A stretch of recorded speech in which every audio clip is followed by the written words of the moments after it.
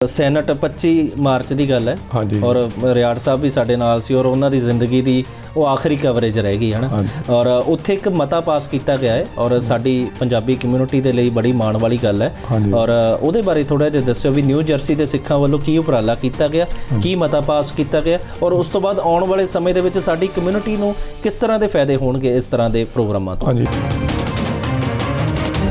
BJP leader ਹੈ ਵੈਸੇ ਉਹ ਬੋਰ ਤੋਂ ਨੇ ਐਮਐਲਏ, ਉਹਨਾਂ ਦਾ ਵਿਰੋਧ ਕੀਤਾ ਗਿਆ ਕਾਫੀ ਵੱਡੇ ਲੈਵਲ ਤੇ, ਉਹਨਾਂ ਦੇ ਕੱਪੜੇ ਪਾੜ ਦਿੱਤੇ ਗਏ, ਉਹਨਾਂ ਦੇ ਕੱਪੜੇ ਲਾਹ ਦਿੱਤੇ ਗਏ ਤੇ ਕਈ ਜਥੇਬੰਦੀਆਂ ਦਾ ਨਾਂ ਲੱਗ ਰਿਹਾ ਇਹਦੇ ਵਿੱਚ। ਕਿਵੇਂ ਦੇਖਦੇ ਹੋ ਇਸ ਘਟਨਾ ਨੂੰ, ਕੀ ਇਸ ਤਰ੍ਹਾਂ ਦਾ ਵਿਰੋਧ ਹੋਣਾ ਚਾਹੀਦਾ ਕਿ ਨਹੀਂ ਹੋਣਾ ਚਾਹੀਦਾ? ਦੇਖੋ ਜੀ, ਵਿਰੋਧ ਤਾਂ ਹੋਣਾ ਚਾਹੀਦਾ ਔਰ ਹੋਊਗਾ। ਜਿਹੜੀ 26 ਜਨਵਰੀ ਤੋਂ ਬਾਅਦ ਜਿਹੜੀਆਂ ਘਟਨਾਵਾਂ ਹੋਈਆਂ ਨਾ ਉਹਦੇ ਵਿੱਚ ਇਹਦੇ 'ਚ ਕੋਈ ਦੋ ਰਾਏ ਨਹੀਂ ਕਿ ਜਿਹੜੀ ਕਿਸਾਨ ਯੂਨੀਅਨ ਦੇ ਜਿਹੜੇ ਲੀਡਰ ਸੀਗੇ ਉਹਨਾਂ ਦੀ ਧਰਤੀ ਜਿਹੜੀ ਜ਼ਮੀਨ ਸੀ ਹਿੱਲ ਗਈ ਸੀਗੀ। ਉਹਦੇ ਵਿੱਚ ਉਹ ਇੱਕ ਉਹਨਾਂ ਦਾ ਟੈਸਟ ਸੀਗਾ ਜਿਹੜਾ ਕਿ ਉਹ ਫੇਲ ਹੋਏ ਨੇ। ਇੰਡੀਅਨ ਗੌਰਮੈਂਟ ਆ ਜਿਹੜੀ ਇੰਡੀਅਨ ਸਟੇਟ ਆ ਉਹਦਾ ਬੰਗਲਾਦੇਸ਼ ਬਣਾਉਣ ਵਿੱਚ ਵੱਡਾ ਰੋਲ ਰਿਹਾ। ਪਰ ਮੈਨੂੰ ਇਸ ਗੱਲ ਦੀ ਬੜੀ ਹੈਰਾਨੀ ਹੋਈ ਜਦੋਂ ਮਿਸਟਰ ਮੋਦੀ ਕਹਿੰਦੇ ਕਿ ਜਿਹੜਾ ਬੰਗਲਾਦੇਸ਼ ਵਾਲਾ ਅੰਦੋਲਨ ਸੀਗਾ ਉਹਦੇ ਵਿੱਚ ਉਹਨਾਂ ਨੇ ਵੀ ਪਾਰਟਿਸਿਪੇਟ ਕੀਤਾ ਸੀ।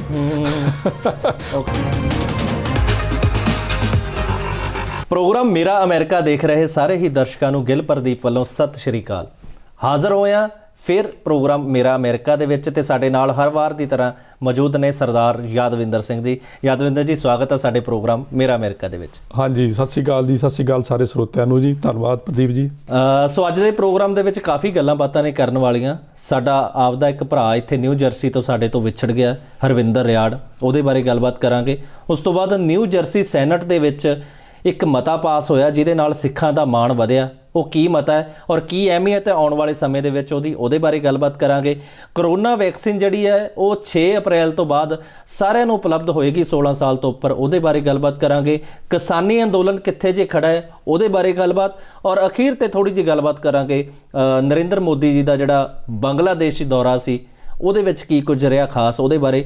ਤੇ ਯਾਦਵਿੰਦਰ ਜੀ, ਸਭ ਤੋਂ ਪਹਿਲਾਂ ਸਾਡੇ ਨਿਊ ਜਰਸੀ ਦੇ ਵਿੱਚ ਸਾਡਾ ਭਰਾ ਹਰਵਿੰਦਰ ਰਿਆੜ, ਹਾਂਜੀ, ਜਾਣਿਆ ਪਛਾਣਿਆ ਨਾਮ ਸੀ ਔਰ ਬਹੁਤ ਵਧੀਆ ਇੱਕ ਐਂਕਰ ਸੀ। ਹਾਂਜੀ, ਆਮ ਤੌਰ ਤੇ ਐਂਕਰ ਹੁੰਦਾ ਜੀ ਉਹ ਇੱਕ ਵਿਸ਼ੇ ਨੂੰ ਹੀ ਜ਼ਿਆਦਾ ਛੋਹ ਸਕਦਾ ਹੈ, ਚਾਹੇ ਉਹ ਸੱਭਿਆਚਾਰ ਹੋਵੇ ਚਾਹੇ ਰਾਜਨੀਤੀ ਹੋਵੇ। ਪਰ ਹਰਵਿੰਦਰ ਰਿਆੜ ਇਸ ਤਰ੍ਹਾਂ ਦਾ ਨਾਮ ਸੀ ਵੀ ਚਾਹੇ ਉਹਦੇ ਨਾਲ ਕੋਈ ਲੀਡਰ ਬੈਠਾ ਹੈ, ਚਾਹੇ ਉਹਦੇ ਨਾਲ ਕੋਈ ਧਾਰਮਿਕ ਸ਼ਖਸੀਅਤ ਬੈਠੀ ਹੈ ਜਾਂ ਸਾਡੀ ਕਮਿਊਨਿਟੀ ਦਾ ਨੁਮਾਇੰਦਾ ਬੈਠਾ ਹੈ, ਕੋਈ ਕਲਾਕਾਰ ਬੈਠਾ, ਹਰੇਕ ਦੀ ਇੰਟਰਵਿਊ ਮੈਨੂੰ ਨਹੀਂ ਲੱਗਦਾ ਉਹਦੇ ਤੋਂ ਵਧੀਆ ਕੋਈ ਕਰ ਸਕਦਾ ਸੀ ਔਰ ਸਾਡੇ ਵਿੱਚ ਉਹ ਨਹੀਂ ਰਿਹਾ।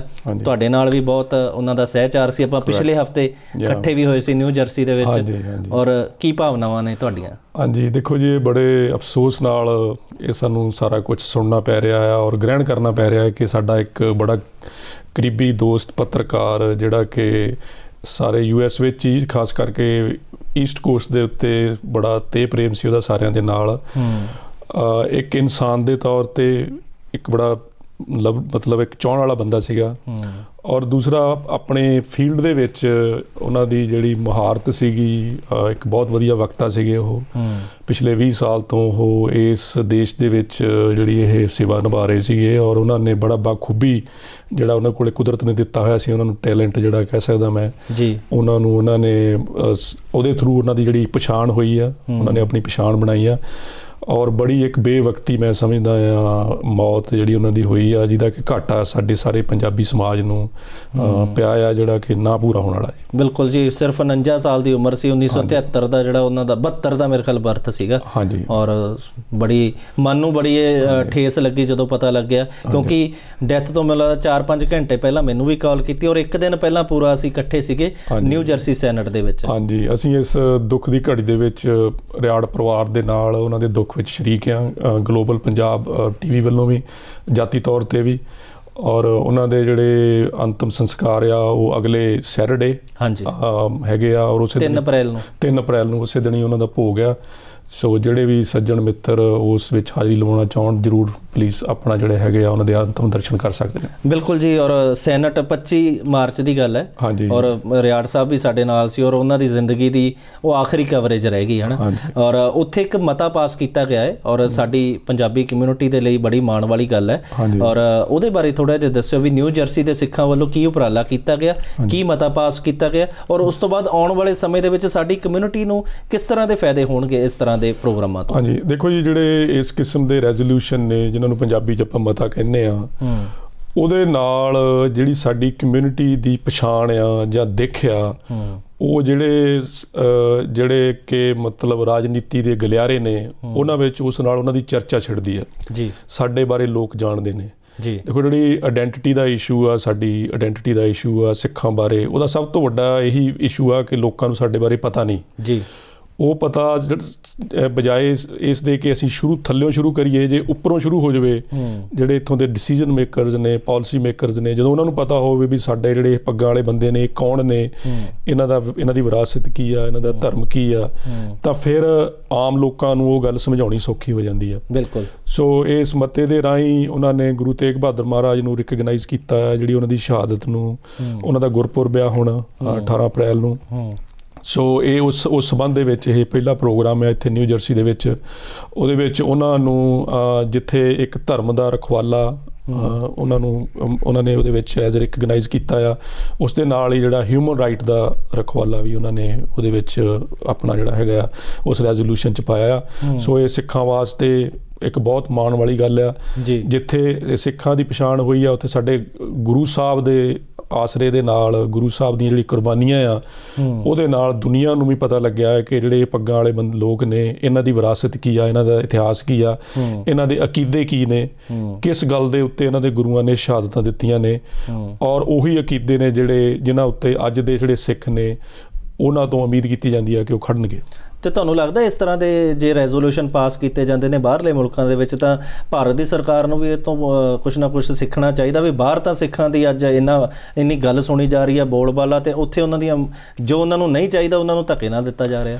ਹਾਂਜੀ, ਇਹ ਓਬਵੀਅਸਲੀ ਜੀ ਦੇਖੋ, ਜਿਹੜਾ ਭਾਰਤ ਸਰਕਾਰ ਨੂੰ ਅਸੀਂ ਇਸ ਤਰ੍ਹਾਂ ਮੰਨ ਲਈਏ ਕਿ ਜਿਹੜੀ ਮੈਜੋਰਿਟੀ ਆ ਉੱਥੇ, ਜਿਹੜੀ ਕਿ ਬੇਸਿਕਲੀ ਹਿੰਦੂ ਮੈਜੋਰਿਟੀ ਆ, ਐਕਚੁਅਲੀ ਉਹਨਾਂ ਦੇ ਹੀ ਰਿਪਰੈਜ਼ੈਂਟੇਟਿਵ ਨੇ ਜਿਹੜੇ ਉਹ ਰਾਜ ਕਰ ਰਹੇ ਨੇ, ਔਰ ਜਿਹੜੀ ਉਹ ਹੈ ਉਹਦੇ ਉੱਤੇ ਬਹੁਤ ਬੇਪਰਵਾਹ ਆ, ਜਿਹੜੀ ਉਹਦਾ ਬਹੁਤ ਜ਼ਿਆਦਾ ਪ੍ਰਭਾਵ ਆ ਉੱਥੋਂ ਦੇ ਜਿੰਨੇ ਵੀ ਰਾਜ ਹੋਏ ਨੇ 47 ਤੋਂ ਬਾਅਦ। ਜਿਹੜਾ ਵਿਪਰ ਆ, ਉਹਦੇ ਨਾਲ ਗੁਰੂ ਸਾਹਿਬ ਦਾ ਜਿਹੜਾ ਵਿਰੋਧ ਆ ਉਹ ਬੜਾ ਸ਼ੁਰੂ ਤੋਂ ਹੀ ਆ, ਕਿਉਂਕਿ ਗੁਰੂ ਸਾਹਿਬ ਨੇ ਜਿਹੜਾ ਵਿਪਰ ਦਾ ਵਿਰੋਧ ਕੀਤਾ ਆ, ਉਹਨਾਂ ਨੇ ਜਿਹੜੇ ਉਦੋਂ ਦੇ ਮੁਸਲਮਾਨ ਰਾਜੇ ਸੀਗੇ ਉਹਨਾਂ ਦਾ ਵੀ ਬਹੁਤ ਵਿਰੋਧ ਕੀਤਾ ਆ, ਪਰ ਜ਼ਿਆਦਾ ਚੋਟ ਉਹਨਾਂ ਨੇ ਵਿਪਰਵਾਦ 'ਤੇ ਕੀਤੀ ਆ, ਜਿਹਨੇ ਕਿ ਸਮਾਜ ਨੂੰ ਆਪਣੀਆਂ ਜਿਹੜੀਆਂ ਹੈਗੀਆਂ ਨੇ ਸ਼੍ਰੇਣੀਆਂ ਵਿੱਚ ਵੰਡ ਕੇ, ਜਾਤ ਪਾਤ 'ਚ ਵੰਡ ਕੇ ਉਹਨਾਂ ਦਾ ਸ਼ੋਸ਼ਣ ਕਰਦੇ ਰਹੇ ਨੇ। ਸੋ ਜਦੋਂ ਅੱਜ ਦੇ ਜਿਹੜੇ ਹੁਕਮਰਾਨ ਨੇ, ਜਿਹੜੇ ਕਿ ਅਜੇ ਵੀ ਉਸ ਵਿਪਰਵਾਦ ਦੇ ਅਧੀਨ ਹੀ ਸਾਰਾ ਕੁਛ ਕਰਦੇ ਨੇ, ਜਦੋਂ ਉਹਨਾਂ ਤੋਂ ਇਹੋ ਜਿਹੀਆਂ ਗੱਲਾਂ ਸੁਣਨ ਨੂੰ ਮਿਲਦੀਆਂ ਨੇ, ਤੇ ਉਹ ਕੋਈ ਮੈਨੂੰ ਲੱਗਦਾ ਉਹ ਸਾਡੇ ਵਾਸਤੇ ਕੋਈ ਸਰਪ੍ਰਾਈਜ਼ ਨਹੀਂ। ਗੁਰੂ ਸਾਹਿਬ ਵੇਲੇ ਵੀ ਜਿਹੜੀ ਗੁਰੂ ਅਰਜਨ ਦੇਵ ਮਹਾਰਾਜ ਦੀ ਸ਼ਹੀਦੀ ਆ, ਈਵਨ ਗੁਰੂ ਤੇਗ ਬਹਾਦਰ ਜੀ ਦੀ ਜਿਹੜੀ ਸ਼ਹੀਦੀ ਆ, ਇਹਨਾਂ ਸਾਰੇ ਦੇ ਵਿੱਚ ਕਿਤੇ ਨਾ ਕਿਤੇ ਜਿਹੜਾ ਵਿਪਰਵਾਦ ਦਾ ਰੋਲ ਰਿਹਾ ਆ ਹੈ।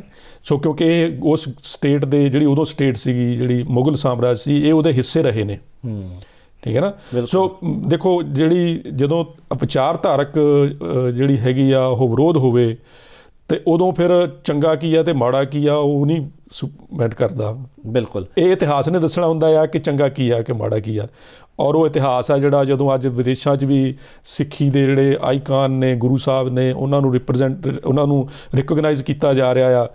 ਤੇ ਇਹ ਇੱਕ ਗੱਲ, ਇਸ ਗੱਲ ਦੀ ਇੱਕ ਇਹ ਮੈਂ ਕਹਿੰਦਾ ਆ ਕਿ ਸਟੈਂਪ ਆ, ਇਸ ਗੱਲ ਦੀ ਇੱਕ ਪ੍ਰਤੱਖ ਪ੍ਰੂਫ ਆ ਕਿ ਜਿਹੜੇ ਸਾਡੇ ਗੁਰੂ ਸਾਹਿਬ ਦਾ ਸਿਧਾਂਤ ਸੀਗਾ, ਮਨੁੱਖਤਾਵਾਦੀ ਸੀਗਾ, ਉਹ ਜਿਹੜਾ ਆ ਉਹ ਸਸਟੇਨ ਕਰ ਰਿਹਾ ਦੁਨੀਆ ਭਰ ਵਿੱਚ। ਬਿਲਕੁਲ, ਸਾਰੀ ਦੁਨੀਆ ਉਹਨੂੰ ਮੰਨ ਰਹੀ ਹੈ ਅੱਜ।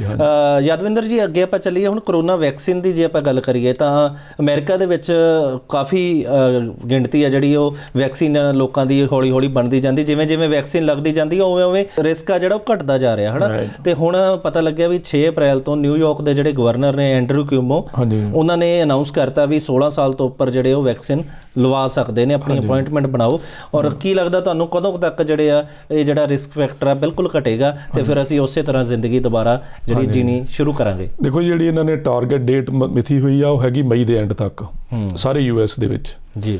ਇਹਨਾਂ ਦਾ ਟੀਚਾ ਇਹ ਆ ਕਿ ਅਸੀਂ ਜਿਹੜੇ 75% ਲੋਕਾਂ ਨੂੰ ਮਈ ਦੇ ਐਂਡ ਤੱਕ ਅਸੀਂ ਵੈਕਸੀਨ ਲਾ ਦੇਣੇ ਨੇ ਜੀ। ਇਹ ਮੰਨਿਆ ਜਾਂਦਾ ਆ ਸਾਇੰਟੀਫਿਕਲੀ ਕਿ ਜਦੋਂ 75% ਲੋਕਾਂ ਦੇ ਵੈਕਸੀਨ ਲੱਗ ਗਏ ਤਾਂ ਫਿਰ ਉਹਨੂੰ ਹਰਡ ਇਮਿਊਨਿਟੀ ਕਹਿੰਦੇ ਆ, ਹਰਡ ਦਾ ਪੰਜਾਬੀ ਵਿੱਚ ਹੈਗਾ, ਵੈਸੇ ਸ਼ਬਦ ਆਪਾਂ ਵੱਗ ਯੂਜ਼ ਕਰਦੇ ਹਾਂ ਵੀ ਜਿਹੜੇ ਲੋਕ ਇਕੱਠ ਆ, ਜਿਹੜੇ ਵੱਡਾ ਟੋਲਾ ਜਿਹਨੂੰ ਕਹਿੰਦੇ ਹਨਾ।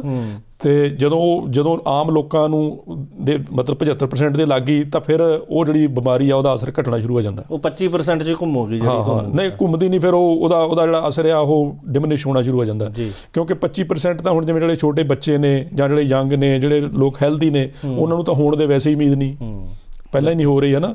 ਜੇ ਉਹਨਾਂ ਨੂੰ ਹੋ ਵੀ ਰਹੀ ਆ ਤਾਂ ਉਹਨਾਂ ਨੂੰ ਕੋਈ ਸਿੰਪਟਮ ਨਹੀਂ ਹੈਗੇ।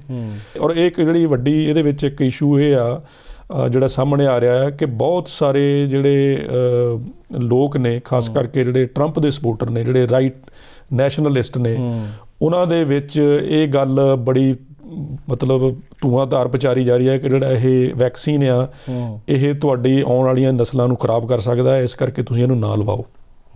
ਨੈਗੇਟਿਵਿਟੀ ਫੈਲਾਈ ਜਾ ਰਹੀ ਆ ਉਸ ਸਾਰੇ ਸਾਈਡ ਵੱਲੋਂ, ਜਿਹੜੇ ਖਾਸ ਕਰਕੇ ਜਿਹੜੇ ਟਰੰਪ ਦੇ ਫਾਲੋਅਰ ਸੀਗੇ। ਹੁਣ ਜਿਹੜੇ ਲੇਟੈਸਟ ਡਾਟਾ ਆਇਆ ਆ, ਜਿਹੜੇ ਰਿਪਬਲਿਕਨ ਨੇ 55% ਜਿਹੜੇ ਰਿਪਬਲਿਕਨ ਨੇ ਉਹ ਕਹਿੰਦੇ ਨੇ ਕਿ ਅਸੀਂ ਵੈਕਸੀਨ ਲਵਾਉਣਾ ਨਹੀਂ।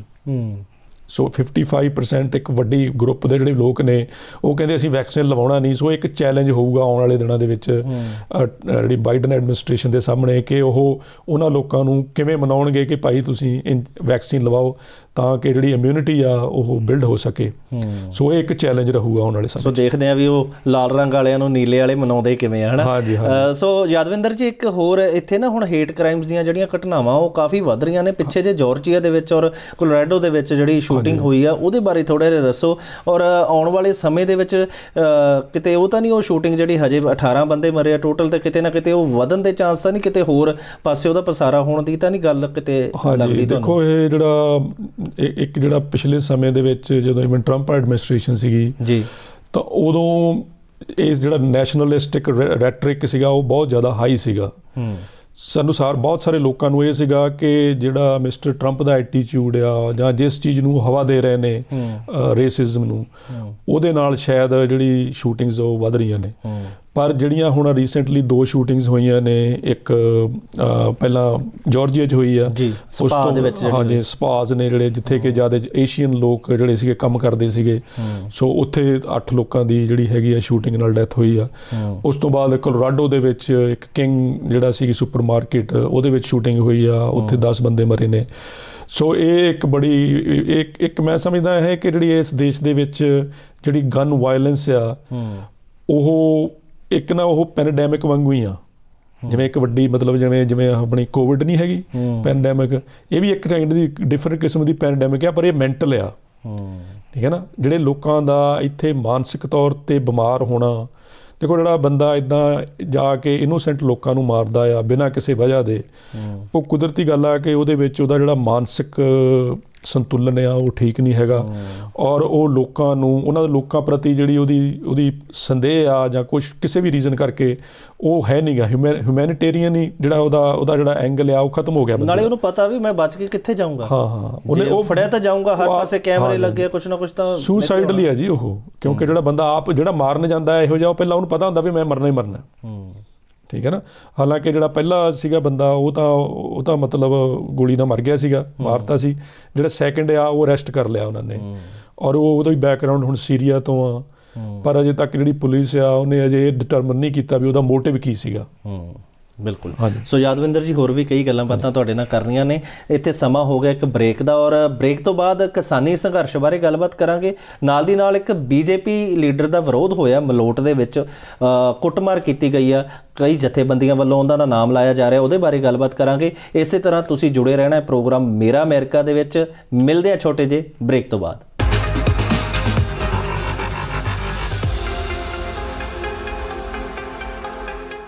ਹੁਣ ਤੁਸੀਂ ਦੇਖ ਸਕਦੇ ਹੋ ਗਲੋਬਲ ਪੰਜਾਬ ਟੀਵੀ ਨੂੰ ਡਾਊਨਲੋਡ ਕਰੋ ਸਾਡੀ ਐਪ ਐਂਡਰੋਇਡ ਜਾਂ iOS ਤੇ ਫ੍ਰੀ ਵਿੱਚ, roku ਅਤੇ Amazon Fire TV ਤੇ ਜਾਂ Apple TV ਤੇ। ਨਾਲ ਹੀ ਦੇਖ ਸਕਦੇ ਹੋ ਲਾਈਵ ਸਟ੍ਰੀਮਿੰਗ www.globalpunjabtv.com ਤੇ। ਗਲੋਬਲ ਪੰਜਾਬ ਤੇ ਕਿਸੇ ਵੀ ਤਰ੍ਹਾਂ ਦੀ ਨਿਊਜ਼, ਇਵੈਂਟ ਕਵਰੇਜ ਜਾਂ ਐਡਵਰਟਾਈਜ਼ਮੈਂਟ ਲਈ ਸੰਪਰਕ ਕਰੋ ਗਿੱਲ ਪ੍ਰਦੀਪ 6465206706। Email gilpardeep11@yahoo.in।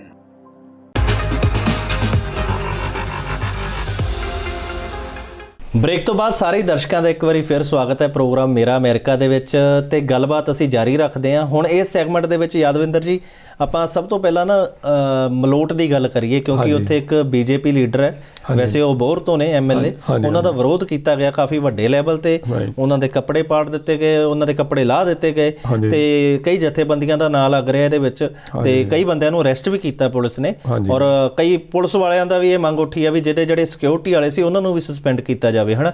ਕਿਵੇਂ ਦੇਖਦੇ ਹੋ ਇਸ ਘਟਨਾ ਨੂੰ? ਕੀ ਇਸ ਤਰ੍ਹਾਂ ਦਾ ਵਿਰੋਧ ਹੋਣਾ ਚਾਹੀਦਾ ਕਿ ਨਹੀਂ ਹੋਣਾ ਚਾਹੀਦਾ? ਦੇਖੋ ਜੀ, ਵਿਰੋਧ ਤਾਂ ਹੋਣਾ ਚਾਹੀਦਾ ਔਰ ਹੋਊਗਾ। ਇਹ ਕੋਈ ਇਸ ਗੱਲ ਨੂੰ ਮਿਥਿਆ ਨਹੀਂ ਜਾ ਸਕਦਾ ਵੀ ਹੋਣਾ ਕਿ ਨਹੀਂ ਹੋਣਾ। ਜਿਹੜਾ ਲੋਕਾਂ ਦੇ ਵਿੱਚ, ਪੰਜਾਬ ਦੇ ਲੋਕਾਂ ਦੇ ਵਿੱਚ ਬੀਜੇਪੀ ਦੇ ਖਿਲਾਫ, ਕਿਉਂਕਿ ਉਹਨਾਂ ਦੀ ਸੈਂਟਰ ਗੌਰਮੈਂਟ ਆ ਜਿਹਦੇ ਕਰਕੇ ਕਿਸਾਨੀ ਸੰਘਰਸ਼ ਚੱਲ ਰਿਹਾ ਆ ਔਰ ਹੁਣ 100 ਦਿਨ ਤੋਂ ਉੱਪਰ ਦਿਨ ਹੋ ਗਏ ਨੇ ਲੋਕਾਂ ਨੂੰ ਉੱਥੇ ਬੈਠਿਆਂ ਜੀ, ਉਹਨਾਂ ਦੇ ਜਿਹੜੇ ਪਰਿਵਾਰ ਨੇ ਉਹ ਵੀ ਸਫਰ ਕਰ ਰਹੇ ਨੇ ਪਿੱਛੇ ਆਪਣੇ ਘਰਾਂ ਦੇ ਵਿੱਚ।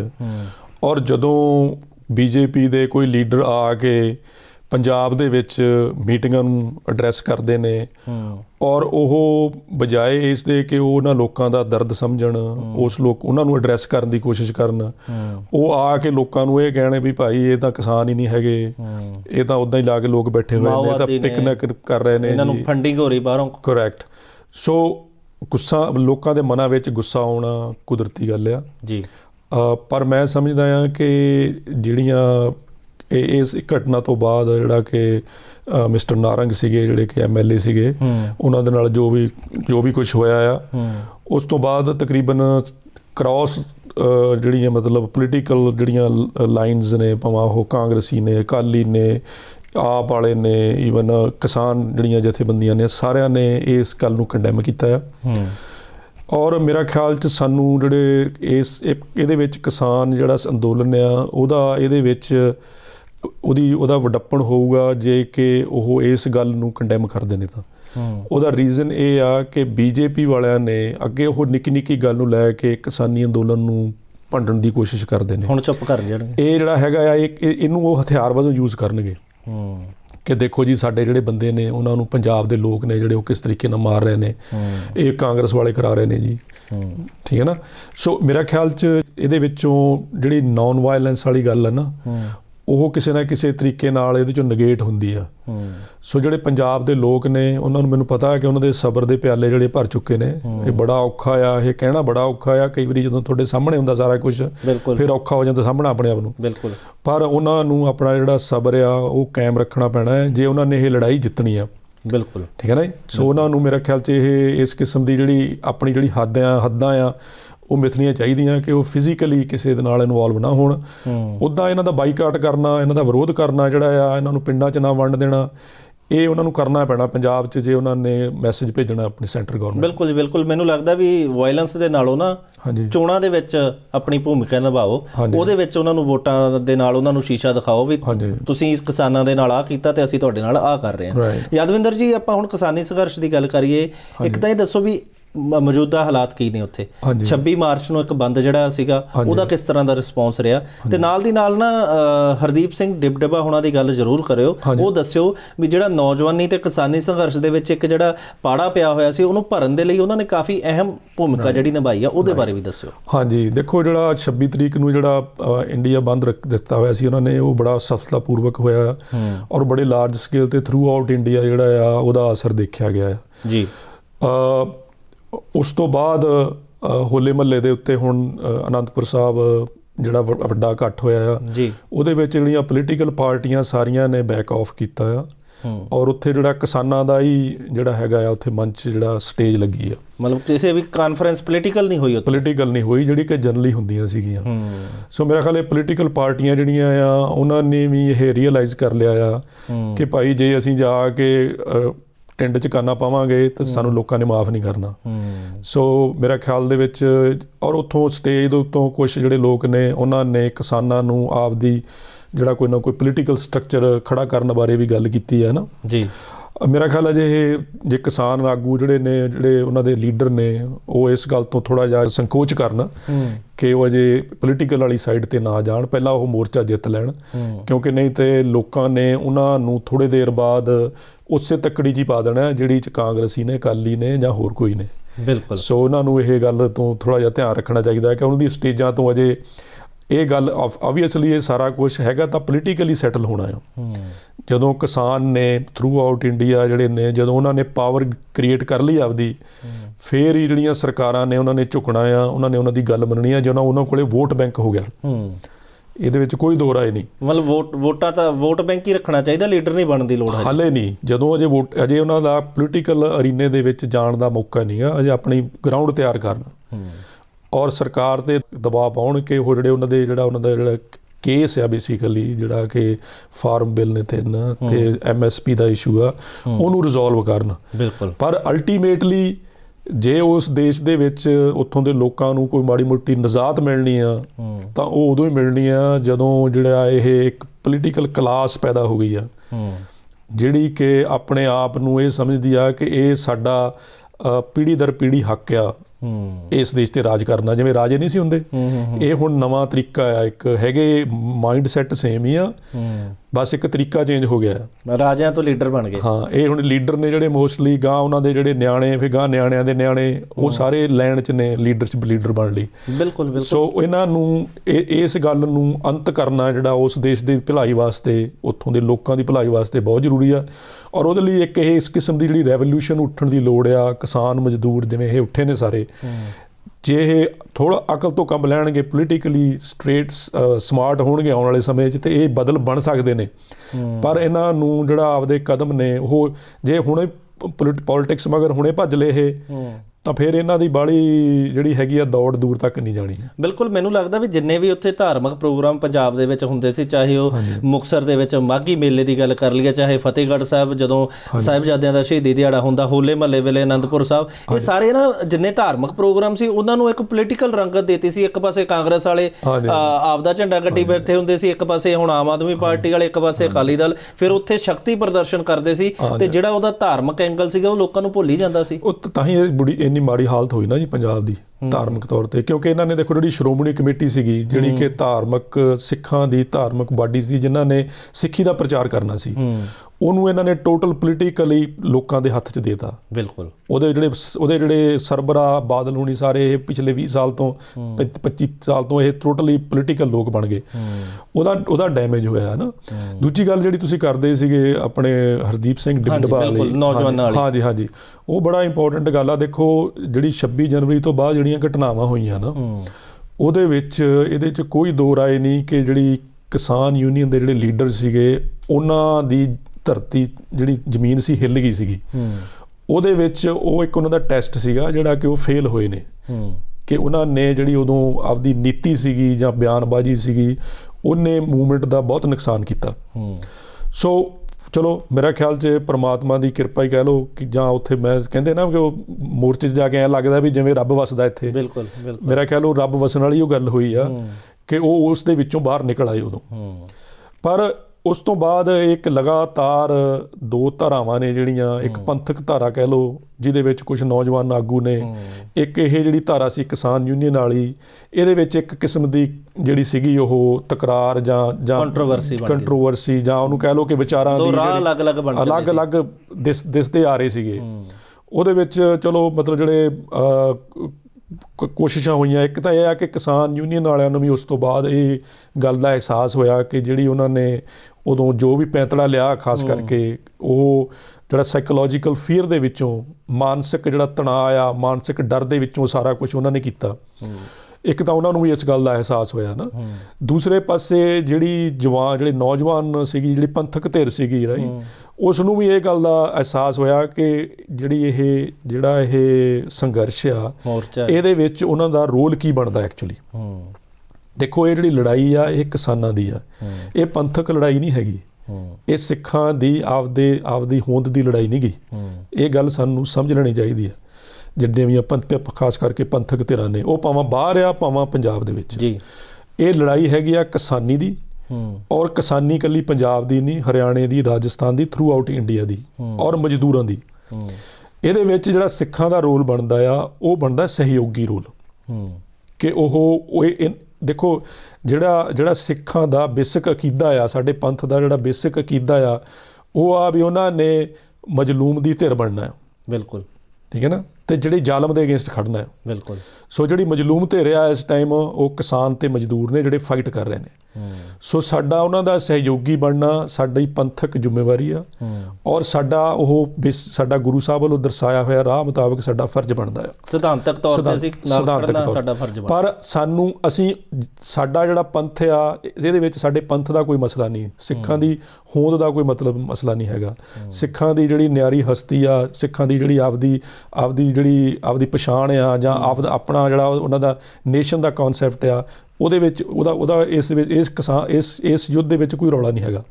ਸੋ ਸਾਡਾ ਜਿਹੜਾ ਇਹ ਰੋਲ ਆ, ਮੇਰਾ ਖਿਆਲ ਇਸ ਰੋਲ ਨੂੰ ਜਿਹੜਾ ਬਾਅਦ ਦੇ ਵਿੱਚ ਹੁਣ ਪਿਛਲੇ ਖਾਸ ਕਰਕੇ 26 ਜਨਵਰੀ ਤੋਂ ਬਾਅਦ ਇਸ ਰੋਲ ਨੂੰ ਜਿਹੜਾ ਸਾਕਾਰ ਕੀਤਾ ਆ, ਉਹ ਹਰਦੀਪ ਸਿੰਘ ਡਿਬਡਬਾ ਜਾਂ ਮਨਤੀਰ ਸਿੰਘ ਜਾਂ ਹੋਰ ਜਿਹੜੇ ਆਪਣੇ ਪਰਮਜੀਤ ਸਿੰਘ ਗਾਜੀ ਜਾਂ ਹੋਰ ਬਹੁਤ ਸਾਰੇ ਨੌਜਵਾਨ, ਇਹਨਾਂ ਨੇ ਉਸ ਨੂੰ ਰੀਇਮੈਜਨ ਕੀਤਾ ਸਾਰੇ ਕਾਸੇ ਨੂੰ। ਕਿਉਂਕਿ ਪਹਿਲਾਂ ਰੌਲਾ ਗੋਲਾ ਕਾਫੀ ਸੀਗਾ, ਕਿਉਂਕਿ ਖਿੱਚੋਤਾਣ ਸੀ ਨਾ, ਕਿਉਂਕਿ ਇੱਕ ਪਾਸੇ ਕਿਸਾਨ ਧਿਰਾਂ ਸੀਗੀਆਂ, ਇੱਕ ਪਾਸੇ ਪੰਥਕ ਧਿਰਾਂ ਸੀਗੀਆਂ, ਉਹ ਆਪਣੇ ਵੱਲ ਨੂੰ ਖਿੱਚਦੀਆਂ ਸੀ, ਉਹ ਆਪਣੇ ਵੱਲ ਨੂੰ ਖਿੱਚਦੀਆਂ ਸੀਗੀਆਂ ਜੀ। ਪਰ ਮੇਰਾ ਖਿਆਲ 'ਚ 26 ਜਨਵਰੀ ਤੋਂ ਬਾਅਦ ਹੁਣ ਉਹਨਾਂ ਦੇ ਵਰਕ ਕਰਨ ਦੇ ਨਾਲ ਇਹ ਗੱਲ ਤੈਅ ਹੋ ਗਈ ਕਿ ਜਿਹੜੇ ਪੰਥਕ ਧਿਰਾਂ ਨੇ ਔਰ ਕਿਸਾਨ ਯੂਨੀਅਨ ਵਾਲੇ ਵੀ ਜਿਹੜੇ ਲੀਡਰ ਨੇ, ਉਹਨਾਂ ਨੇ ਵੀ ਇਹ ਗੱਲ ਮਹਿਸੂਸ ਕਰ ਲਈ ਆ ਕਿ ਜੇ ਸਿੱਖ ਸੈਂਟੀਮੈਂਟ ਉਸ ਮੂਵਮੈਂਟ ਵਿੱਚ ਨਹੀਂ ਰਹੂਗਾ ਤੇ ਉਹਨਾਂ ਦੀ ਲੌਂਗ ਟਰਮ ਸਰਵਾਈਵਲ ਨਹੀਂ ਹੈਗੀ। ਬਿਲਕੁਲ ਜੀ। ਤੇ ਨਾਲ ਹੀ ਇੱਕ ਹੋਰ ਦੱਸੋ ਵੀ ਲੱਖੇ ਸਿਧਾਣੇ ਬਾਰੇ ਵੀ ਸੰਯੁਕਤ ਕਿਸਾਨ ਮੋਰਚੇ ਨੇ ਫੈਸਲਾ ਕੀਤਾ ਵੀ ਆਉਣ ਵਾਲੇ ਸਮੇਂ ਤੇ ਉਹ ਸਾਡੀਆਂ ਸਟੇਜਾਂ ਤੇ ਬੋਲ ਸਕਦਾ ਹੈ। ਅਜੇ ਲੱਖੇ ਵੱਲੋਂ ਇਹਦਾ ਕੋਈ ਸਪਸ਼ਟੀਕਰਨ ਨਹੀਂ ਆਇਆ ਵੀ ਉਹ ਆਊਗਾ ਕਿ ਨਹੀਂ ਆਊਗਾ। ਹਾਂਜੀ, ਨਹੀਂ ਜੀ, ਦੇਖੋ ਜਿਹੜੇ ਸਰਦਾਰ ਹਰਦੀਪ ਸਿੰਘ ਡਿਬਡਬਾ ਨੇ, ਜਿਹੜੇ ਕਿ ਨਵਰੀਤ ਦੇ ਦਾਦਾ ਜੀ ਨੇ, ਉਹਨਾਂ ਨੇ ਕੌਂਸਟੈਂਟਲੀ ਪੰਜਾਬ ਦੇ ਵਿੱਚ ਵੱਖ-ਵੱਖ ਥਾਵਾਂ 'ਤੇ ਮੀਟਿੰਗਾਂ ਕਰਕੇ, ਕਿਸਾਨ ਯੂਨੀਅਨ ਦੇ ਨਾਲ ਮੀਟਿੰਗ ਕਰਕੇ ਇਸ ਦਰਾੜ ਨੂੰ ਬਹੁਤ ਘਟਾਇਆ। ਉਹਨਾਂ ਦਾ ਜਿਹੜਾ ਇੱਕ ਤਾਂ ਚਲੋ ਉਹਨਾਂ ਦਾ ਪਿਛਲੀ ਮੂਵਮੈਂਟ ਦਾ ਵੀ ਇੱਕ ਵੱਡਾ ਉਹਨਾਂ ਦਾ ਤਜਰਬਾ ਆ, ਉਹਨਾਂ ਦਾ ਇੱਕ ਰੋਲ ਆ।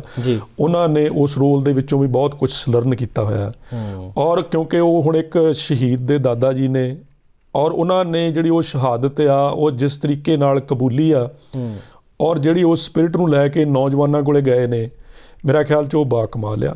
ਬਿਲਕੁਲ। ਔਰ ਉਹਨਾਂ ਨੂੰ ਜਿਹੜੀ ਸਾਡੀ ਇਤਿਹਾਸਕ ਪਰੰਪਰਾ ਆ ਉਹਦੇ ਨਾਲ ਵੀ ਜੋੜਦੀ ਆ। ਸੋ ਮੇਰੇ ਸਮਝ ਮੁਤਾਬਕ ਉਹਨਾਂ ਦਾ ਜਿਹੜਾ ਰੋਲ ਆ ਆਉਣ ਵਾਲੇ ਸਮੇਂ ਵਿੱਚ ਬਹੁਤ ਸਾਰਥਕ ਰਹੂਗਾ ਔਰ ਜਿਹੜੀ ਇਹ ਮੂਵਮੈਂਟ ਦੇ ਵਿੱਚ ਲੱਗਦਾ ਸੀ ਕਿ ਇੱਕ ਦਫਾੜ ਪੈ ਗਿਆ ਆ, ਸੋ ਉਹ ਮੇਰਾ ਖਿਆਲ ਉਹਦੇ ਵਿੱਚ ਕੜੀ ਦਾ ਕੰਮ ਕਰਨਗੇ। ਬਿਲਕੁਲ ਜੀ, ਉਮੀਦ ਕਰਦੇ ਹਾਂ ਵੀ ਇਹ ਜਿਹੜਾ ਪਾੜ ਪਿਆ ਹੈ ਛੇਤੀ ਭਰੇ ਤੇ ਕਿਸਾਨ ਮੋਰਚਾ ਫਿਰ ਉਸੇ ਤਰ੍ਹਾਂ ਉਸੇ ਜੋਸ਼ ਦੇ ਨਾਲ ਜਿਹੜਾ ਉਹ ਲੜਿਆ ਜਾਵੇ। ਔਰ ਜਾਂਦੇ ਜਾਂਦੇ ਨਰਿੰਦਰ ਮੋਦੀ ਜੀ ਵਾਲੇ ਗੱਲਬਾਤ ਥੋੜ੍ਹੀ ਜਿਹੀ ਕਰਾਂਗੇ, ਕਿਉਂਕਿ ਕਰੋਨਾ ਵਾਇਰਸ ਕਰਕੇ ਪਹਿਲਾਂ ਤਾਂ ਉਹ ਬਹੁਤ ਕੰਟਰੀਆਂ ਘੁੰਮਦੇ ਹੁੰਦੇ ਸੀ, ਕਰੋਨਾ ਵਾਇਰਸ ਕਰਕੇ ਉਹ ਆਪਣੀ ਕੰਟਰੀ ਦੇ ਵਿੱਚ ਤੜੇ ਬੈਠੇ ਸੀ, ਹਨਾ, ਤੇ ਹੁਣੇ ਜੇ ਉਹ ਬੰਗਲਾਦੇਸ਼ ਗਏ ਆ ਤੇ ਉੱਥੇ ਉਹਨਾਂ ਦਾ ਵਿਰੋਧ ਹੋਇਆ, ਕੀ ਕਾਰਨ ਆ ਉਹਦੇ ਬਾਰੇ ਥੋੜ੍ਹਾ ਜਿਹਾ ਦੱਸਿਓ। ਦੇਖੋ ਜੀ, ਵਿਰੋਧ ਤਾਂ ਹੁਣ ਇੱਕ ਮੁਸਲਮਾਨ ਕੰਟਰੀ ਆ ਜਿਹੜਾ ਬੰਗਲਾਦੇਸ਼ ਆ ਔਰ ਉੱਥੇ ਉਹਨਾਂ ਨੂੰ ਜਿਹੜੇ ਉੱਥੋਂ ਦੇ ਪ੍ਰਾਈਮ ਮਿਨਿਸਟਰ ਹੈਗੀ ਆ ਲੇਡੀ, ਉਹਨਾਂ ਨੇ ਬੁਲਾਇਆ ਉਹਨਾਂ ਨੂੰ, ਜਿਹੜੀ ਕਿ ਮਜੀਬੁਰ ਰਹਿਮਾਨ ਜਿਹੜਾ ਕਿ ਫਾਊਂਡਰ ਸੀਗਾ ਬੰਗਲਾਦੇਸ਼ ਦਾ ਜੀ, ਉਹਨਾਂ ਦੀ ਬੇਟੀ ਆ ਨਾ ਉਹ ਜੀ। ਸੋ ਉੱਥੇ ਉਹਨਾਂ ਨੇ 50ਵਾਂ ਸਾਲ ਉਹ ਮਨਾ ਰਹੇ ਸੀ। ਉੱਥੇ ਉਹਨਾਂ ਨੇ ਜਿਹੜੇ ਇੰਡੀਆ ਗੌਰਮੈਂਟ ਵੱਲੋਂ ਮੋਦੀ ਨੂੰ ਬੁਲਾਇਆ ਉਹਨਾਂ ਨੇ ਔਰ ਕਿਉਂਕਿ ਜਿਹੜੀ ਇੰਡੀਅਨ ਗੌਰਮੈਂਟ ਆ, ਜਿਹੜੀ ਇੰਡੀਅਨ ਸਟੇਟ ਆ, ਉਹਦਾ ਬੰਗਲਾਦੇਸ਼ ਬਣਾਉਣ ਵਿੱਚ ਵੱਡਾ ਰੋਲ ਰਿਹਾ ਆ ਜੀ, ਠੀਕ ਹੈ ਨਾ। ਪਰ ਮੈਨੂੰ ਇਸ ਗੱਲ ਦੀ ਬੜੀ ਹੈਰਾਨੀ ਹੋਈ ਜਦੋਂ ਮਿਸਟਰ ਮੋਦੀ ਕਹਿੰਦੇ ਕਿ ਜਿਹੜਾ ਬੰਗਲਾਦੇਸ਼ ਵਾਲਾ ਅੰਦੋਲਨ ਸੀਗਾ ਉਹਦੇ ਵਿੱਚ ਉਹਨਾਂ ਨੇ ਵੀ ਪਾਰਟੀਸਪੇਟ ਕੀਤਾ ਸੀ। ਉਹ ਆਪਣਾ ਤਾਂ ਉਹਨਾਂ ਨੇ ਪਤਾ ਨਹੀਂ ਕੀ ਕੀਤਾ ਸੀ ਕੀ ਨਹੀਂ, ਪਰ ਮੈਨੂੰ ਇਸ ਗੱਲ ਦੀ ਬੜੀ ਹੈਰਾਨੀ ਹੋਈ ਕਿ ਉਦੋਂ ਦੇ ਜਿਹੜੇ ਹੀਰੋ ਸੀਗੇ ਉਸ ਬੰਗਲਾਦੇਸ਼ ਨੂੰ ਬਣਾਉਣ ਵਿੱਚ, ਜਿਹੜੇ ਮੁਕਤੀ ਵਾਹਿਨੀ ਕ੍ਰੀਏਟ ਕਰਨ ਵਾਲੇ ਜਨਰਲ ਅਰੋੜਾ ਜਿਹੜੇ ਸੀਗੇ, ਉਹਨਾਂ ਦਾ ਨਾਂ ਨਹੀਂ ਕਿਤੇ ਉਹਨਾਂ ਨੇ ਲਿਆ, ਠੀਕ ਹੈ ਨਾ। ਹੁਣ ਦੇਖੋ ਇਹ ਕਿੱਡੀ ਵੱਡੀ ਇੱਕ ਬੇਈਮਾਨੀ ਆ ਔਰ ਬੇਵਕੂਫੀ ਆ ਕਿ ਜਿਹੜਾ ਉਸ ਚੀਜ਼ ਨੂੰ ਕ੍ਰੀਏਟ ਕਰਨ ਵਾਲਾ ਬੰਦਾ ਆ, ਜਿਹਦਾ ਮੇਨ ਆਰਕੀਟੈਕਟ ਹੈ ਬੰਦਾ, ਉਹਨੂੰ ਤੁਸੀਂ ਰਿਕੋਗਨਾਈਜ਼ ਹੀ ਨਾ ਕਰੋ। ਤੇ ਇਹ ਦੱਸੋ ਵੀ ਮੈਂ ਉਦੋਂ ਕਿਤੇ ਮੁਜ਼ਾਹਰਾ ਕੀਤਾ ਸੀ ਆਪਣੇ ਪਿੰਡ ਕਿਤੇ ਉਸ ਵਾਸਤੇ, ਹੈ ਨਾ। ਬਿਲਕੁਲ। ਸੋ ਇਹ ਜਿਹੜੀ ਉਹਨਾਂ ਦੀ ਸਮਝ ਦੀ ਖੋਖਲਾ ਪਾਣਿਆ, ਰਾਈਟ। ਦੇਖੋ ਉੱਥੋਂ ਦੇ ਜਿਹੜੇ ਲੋਕ ਨੇ ਉਹ ਧਰਮ ਦੇ ਨਾਂ 'ਤੇ ਉਹਨਾਂ ਤੋਂ ਵੋਟਾਂ ਵਗੈਰਾ ਲੈ ਲਈਆਂ ਨੇ, ਕਰ ਲਿਆ ਆ। ਪਰ ਮੈਂ ਸਮਝਦਾ ਕਿ ਉਹਨਾਂ ਦਾ ਇੱਕ ਇਮੇਜ ਕ੍ਰੀਏਟ ਕਰਨ ਦੀ ਕੋਸ਼ਿਸ਼ ਕੀਤੀ ਸੀ ਬੀਜੇਪੀ ਨੇ, ਉਹਦਾ ਪਿਛਲੇ ਸਮੇਂ ਦੇ ਵਿੱਚ ਕਾਫੀ ਜਲੂਸ ਨਿਕਲਿਆ ਔਰ ਹਿੰਦੁਸਤਾਨ ਦੇ ਵਿੱਚ ਜਿੰਨੇ ਵੱਡੇ ਵੱਡੇ ਪੱਤਰਕਾਰ ਨੇ ਉਹਨਾਂ ਦੇ ਆਰਟੀਕਲ ਪੜ੍ਹ ਕੇ ਦੇਖ ਲਓ, ਹੁਣ ਉਹਨਾਂ ਨੇ ਲਿਖਣਾ ਸ਼ੁਰੂ ਕਰਤਾ ਹੈ। ਬੇਸ਼ੱਕ ਉਹਨਾਂ ਨੂੰ ਉਹਦੀਆਂ ਉਹਦਾ ਇਵਜ਼ ਵੀ ਭੁਗਤਣਾ ਪੈ ਰਿਹਾ ਆ। ਮਤਲਬ ਉਹਨਾਂ ਨੂੰ ਉਹਨਾਂ ਦੀਆਂ ਯੂਨੀਵਰਸਿਟੀਆਂ 'ਚੋਂ ਕੱਢਿਆ ਜਾ ਰਿਹਾ ਆ, ਜਿਵੇਂ ਭਾਨੂ ਪ੍ਰਤਾਪ ਆ ਨਾ। ਸੋ ਇਹ ਸਾਰਾ ਕੁਝ ਮਤਲਬ ਉੱਧੜਨਾ ਸ਼ੁਰੂ ਹੋ ਗਿਆ। ਚਲੋ, ਸੋ ਯਾਦਵਿੰਦਰ ਜੀ, ਤੁਸੀਂ ਸਮੇਂ ਦੇ ਵਿੱਚੋਂ ਸਮਾਂ ਕੱਢਿਆ, ਤੁਹਾਡਾ ਬਹੁਤ ਬਹੁਤ ਧੰਨਵਾਦ। ਹਾਂਜੀ, ਥੈਂਕ ਯੂ ਜੀ, ਥੈਂਕ ਯੂ ਜੀ। ਸੋ ਦਰਸ਼ਕੋ, ਇਹ ਸੀ ਸਾਡਾ ਅੱਜ ਦਾ ਪ੍ਰੋਗਰਾਮ ਮੇਰਾ ਅਮਰੀਕਾ, ਤੇ ਅਗਲੇ ਹਫਤੇ ਫਿਰ ਚਰਚਾ ਲੈ ਕੇ ਤੁਹਾਡੇ ਸਨਮੁਖ ਪੇਸ਼ ਹੋਵਾਂਗੇ। ਅੱਜ ਦੇ ਲਈ ਇੰਨਾ ਹੀ। ਕੋਈ ਸੁਝਾਅ ਹੋਵੇ ਤਾਂ ਤੁਸੀਂ ਮੈਨੂੰ ਈਮੇਲ ਕਰ ਸਕਦੇ ਹੋ gilpradeep11@yahoo.in। ਹਰ ਮੰਗਲਵਾਰ ਸ਼ਾਮ ਨੂੰ 7:30 ਵਜੇ ਔਰ ਫਿਰ ਰਿਪੀਟ 10 ਵਜੇ ਨਿਊਯਾਰਕ ਦੇ ਟਾਈਮ ਇਹ ਪ੍ਰੋਗਰਾਮ ਜਿਹੜਾ ਟੈਲੀਕਾਸਟ ਕੀਤਾ ਜਾਂਦਾ ਹੈ, ਔਰ ਉਸ ਤੋਂ ਬਾਅਦ ਬੁੱਧਵਾਰ ਸੁਬਾਹ ਨਿਊਯਾਰਕ ਦੇ ਟਾਈਮ ਦੇ ਅਕੋਰਡਿੰਗ ਇਹ ਗਲੋਬਲ ਪੰਜਾਬ ਟੀਵੀ ਦੇ ਫੇਸਬੁੱਕ ਤੇ YouTube ਤੇ ਅਪਲੋਡ ਕੀਤਾ ਜਾਂਦਾ। ਉੱਥੇ ਵੀ ਤੁਸੀਂ ਕਮੈਂਟ ਕਰਕੇ ਆਪੋ ਆਪਣੀ ਰਾਏ ਜਿਹੜੀ ਉਹ ਦੇ ਸਕਦੇ ਹੋ। ਸੋ ਇੱਕ ਵਾਰੀ ਫਿਰ ਤੁਹਾਡਾ ਸਾਰਿਆਂ ਦਾ ਧੰਨਵਾਦ। ਸਤਿ ਸ਼੍ਰੀ ਅਕਾਲ। ਹੁਣ ਤੁਸੀਂ ਦੇਖ ਸਕਦੇ ਹੋ ਗਲੋਬਲ ਪੰਜਾਬ ਟੀਵੀ ਨੂੰ ਡਾਊਨਲੋਡ ਕਰੋ ਸਾਡੀ ਐਪ ਐਂਡਰੋਇਡ ਜਾਂ iOS ਤੇ ਫ੍ਰੀ ਵਿੱਚ, roku ਅਤੇ Amazon Fire TV ਤੇ ਜਾਂ Apple TV ਤੇ। ਨਾਲ ਹੀ ਦੇਖ ਸਕਦੇ ਹੋ ਲਾਈਵ ਸਟ੍ਰੀਮਿੰਗ www.globalpunjabtv.com ਤੇ।